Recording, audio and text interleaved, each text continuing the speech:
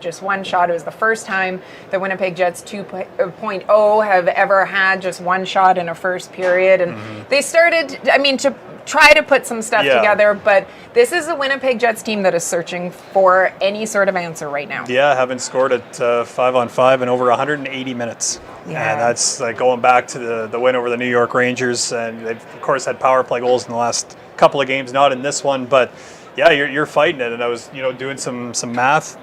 11 out of the last 15 periods, only single-digit shots on goal. Like, it just seems, whether it's, you look at the game tonight, 44 shot attempts were either blocked or missed the net. They end up with 23 tonight on goal.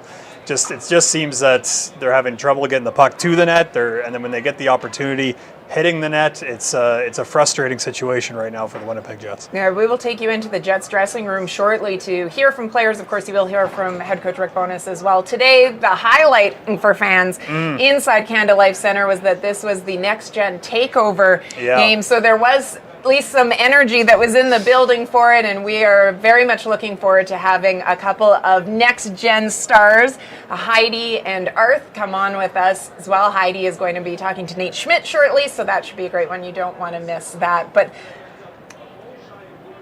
so we're looking forward to being able to see all of that. I love the energy. Yeah, and the suit game. Like, please stay tuned for the suit game, absolutely.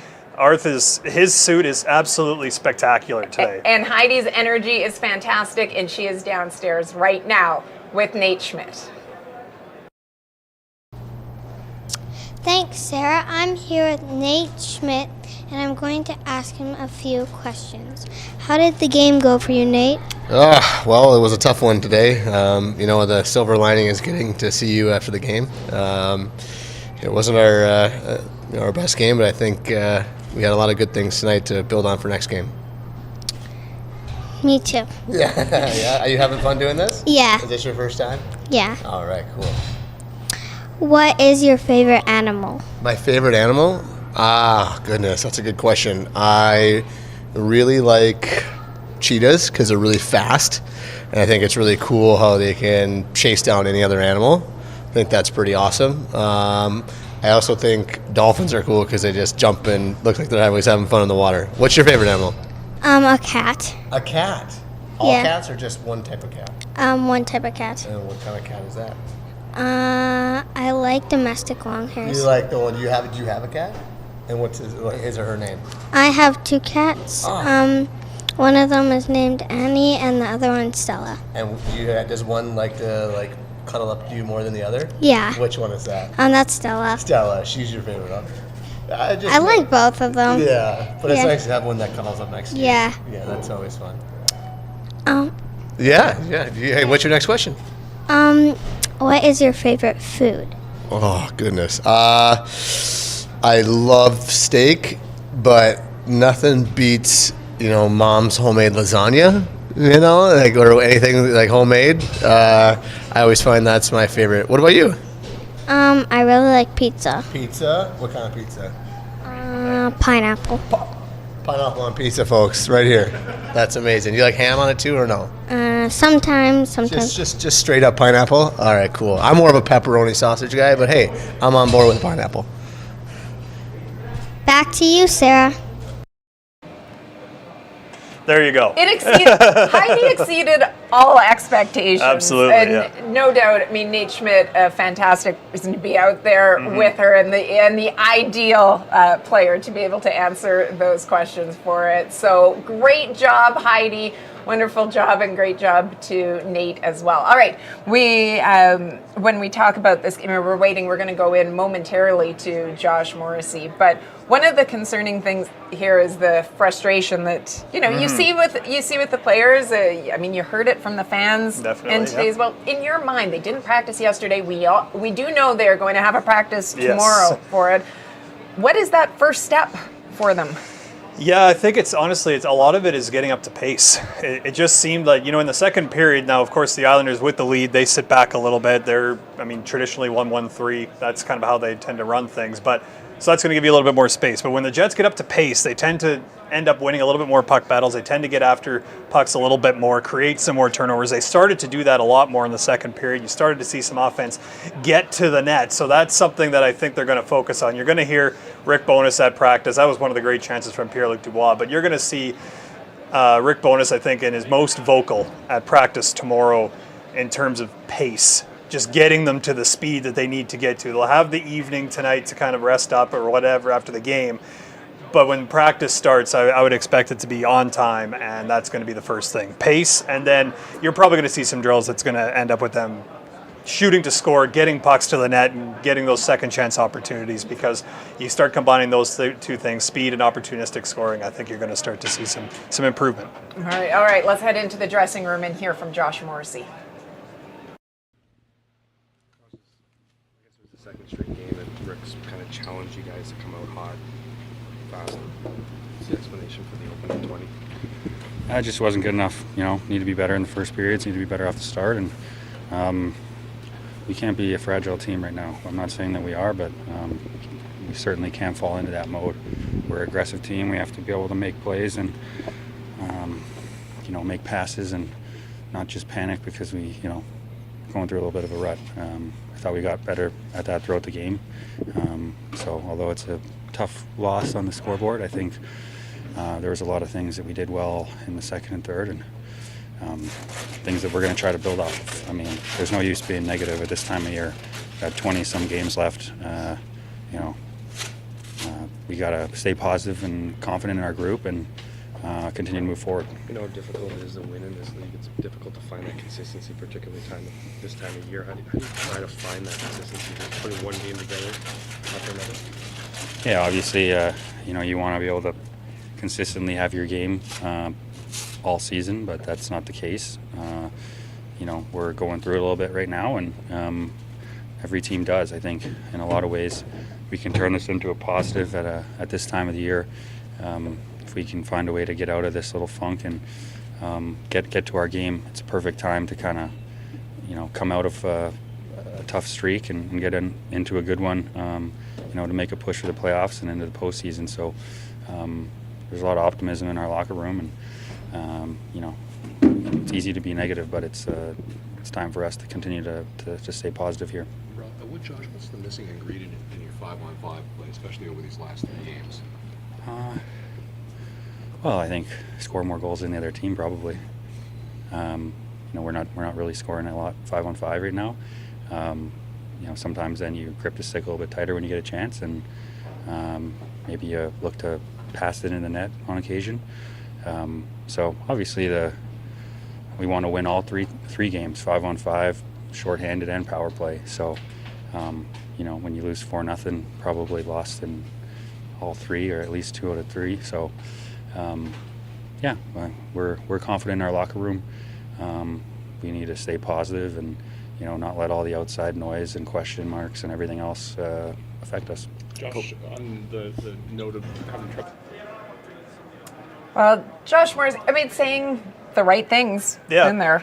You certainly have to stay confident. That's the hard part, right? You have another game. And I think at times we think that it looks like they've lost confidence. Yeah, and certainly this emphasis on remaining confident despite the adversity is certainly something that a message they'll have to carry forward into practice and then the Kings on Tuesday. Yeah, absolutely. All right, we're going to continue with our next gen takeover, though. Heidi got things off on a great start, but we are very pleased to be joined by Arth now. Hello, Arth. Hello, Sarah. How are you doing? I'm doing fine. How about you? Well, I'm doing great. Better now that I get to see you. Take a look at your whiteboard. I noticed you in the crowd with it. Yeah. Look at all of that effort that you have in it. It obviously doesn't have the score we wanted, but obviously not. Yeah. But did you keep updating it throughout the game? Updating it throughout the game. I have the shots and everything. So do you do that? Do you like to do that for pretty much every game? Yeah, pretty much every game. And if I'm unavailable that game, I get my dad to do it.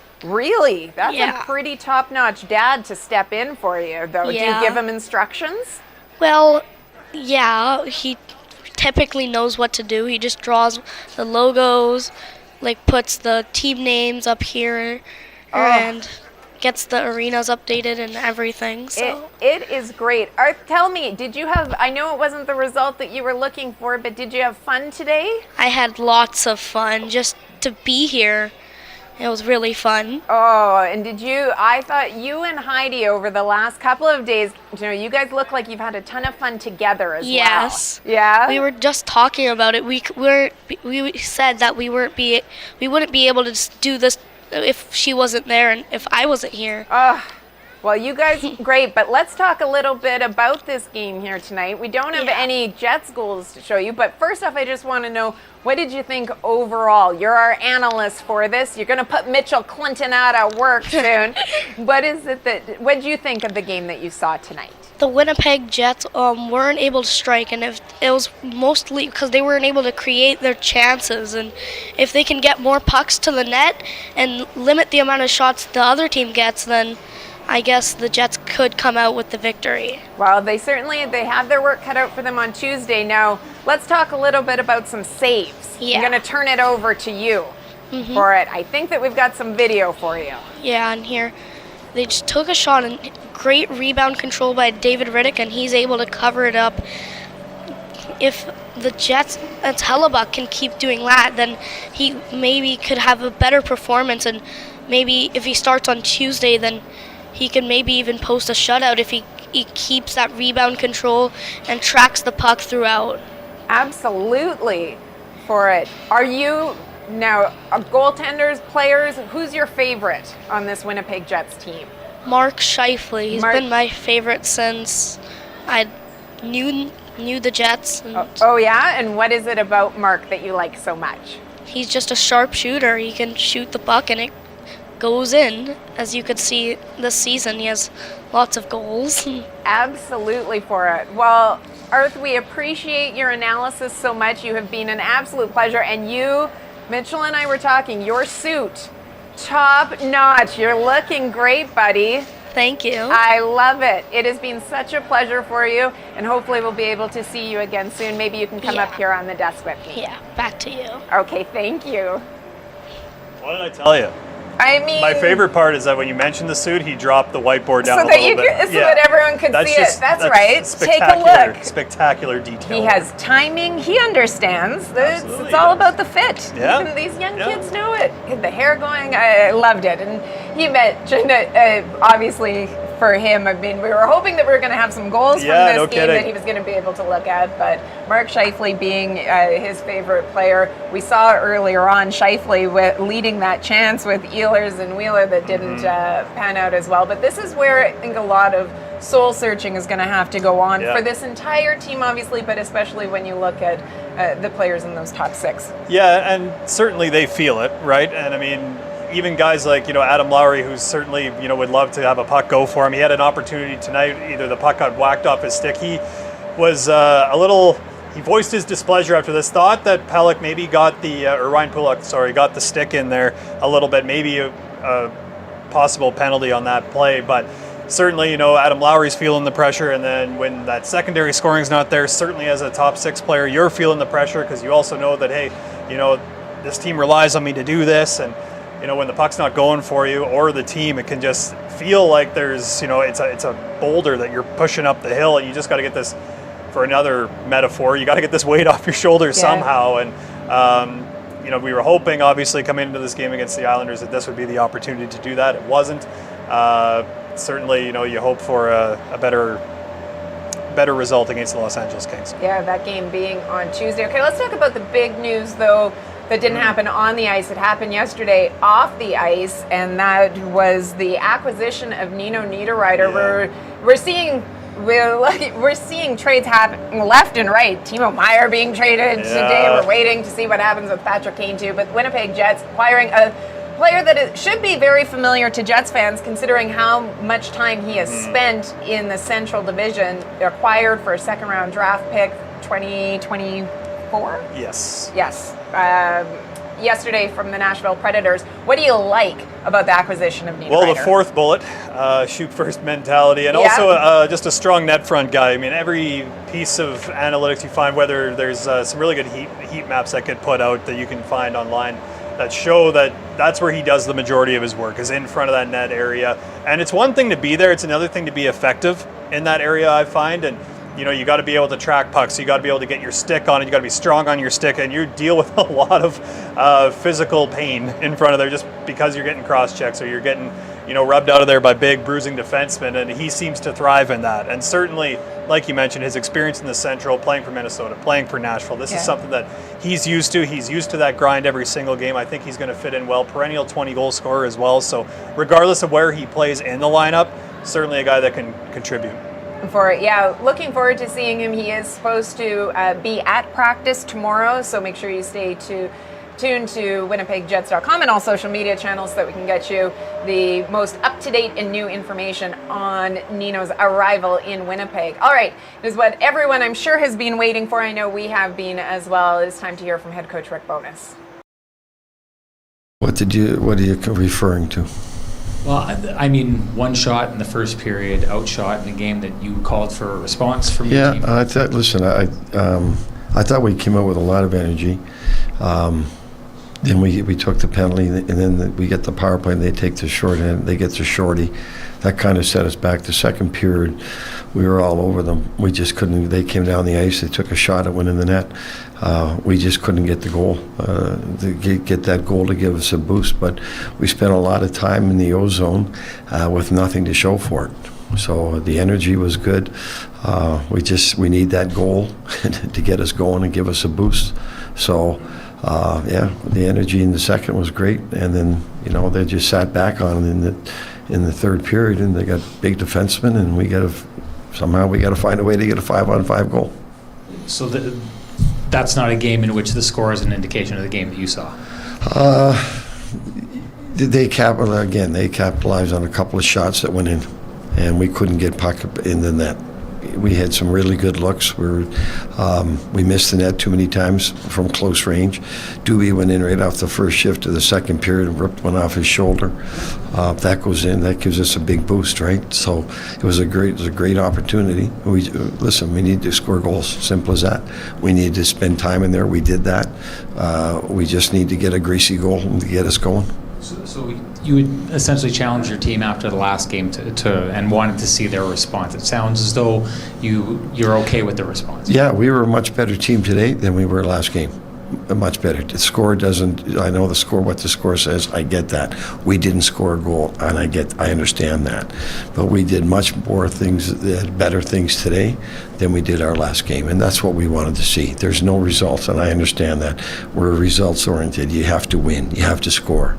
But at least the effort was much better today, and the things that we needed, the things that we wanted to see, we saw. We just didn't score, and we lost the game. And that's all that matters. Rick, maybe just take us into the mindset of starting David in net today over Connor. It's a non-conference game. We got a big one coming up on Tuesday. We got a big weekend coming up. Connor had it. He played back-to-back. He played in Long Island like he's played a lot of hockey lately. So we just gave him the day off.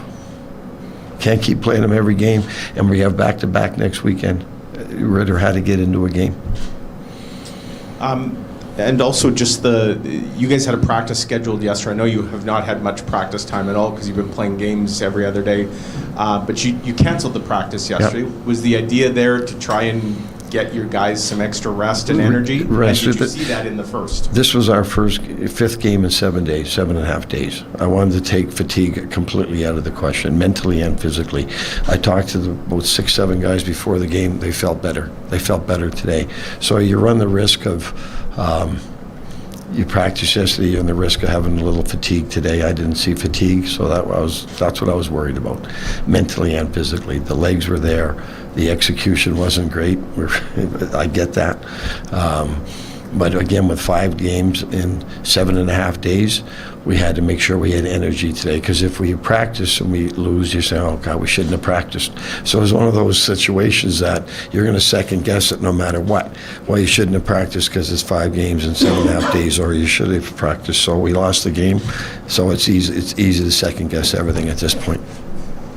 Sounds like you're happy with a step forward, I guess, in the quality of play. It was much better today than it was on Friday. At the same time, I wonder if there's a sense that when things go wrong, maybe you guys start to make them worse a little bit. Well, we've talked about this all year. Like, when things don't go well and you're not scoring, don't look for that extra pass and don't look for the perfect goal. Just put it on the net. And so we had like 45 shot attempts after 2 periods. 15 missed the net, 15 were blocked. We need some of those to get through. We need some of those to get on the net. You talk about not, making sure that the puck gets to the net. But they do a really good job. They just pack 5 guys and they're big guys, and it's tough to get pucks on. They block a lot of shots. So how does it feel when you see guys who have a lane to the net go between their legs? Yeah, that bothers you. Yeah, we want them to shoot. We get in there, we want them to shoot the puck. There's no question.